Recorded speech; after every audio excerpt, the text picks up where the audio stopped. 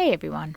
Adding and interacting with traffic lights is a very important part of scene and scenario design, especially for V2X and intersection navigation tasks.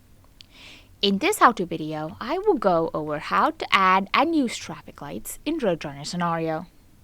This feature was added in 24B and has been updated since, so please make sure your releases are upgraded to 24B or beyond. The first step is to create the scene in RoadRunner.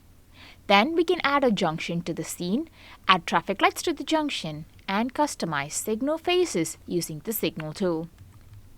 The next step is to create a scenario in RoadRunner Scenario and add the lights as actors so we can use them in a scenario using the Traffic Signal tool. Then we can set conditions involving the traffic light actors and write conditions where the ego vehicle can interact with the lights. Let's start by creating a junction in RoadRunner Scenario 25B. Load in a scene with T-shaped roads. To add dynamic signalization, click on the Signal tool in the tool strip. Select the junction where the two roads meet. You can see all the possible vehicle maneuvers at this junction: straights, rights, and lefts. To add the required props, go to the library browser, Assemblies, select Permitted Left Turn. Go back to the Signal tool and select Auto Signalize on the Attributes pane. Select the signalization type you want. This is a four-way junction with permitted left signals, so let's choose that signalization. Click on Automatically Place Selected Prop.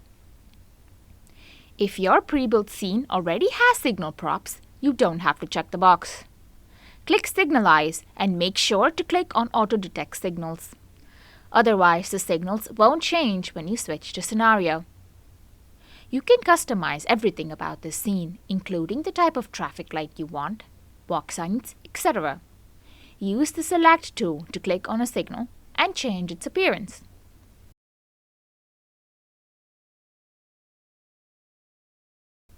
You can also change the duration of each signal phase. Click on the Signal tool and the junction. Let's make the interval time smaller. Click on the first phase, change intervals.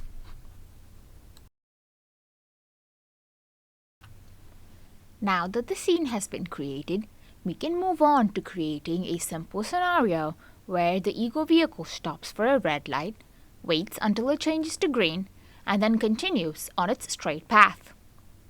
Let's start by creating the traffic signal actors. Switch tabs to Scenario. Click on the Traffic Signal tool. Select the traffic light you want the vehicles to interact with. Click on Traffic Signal Actor tool.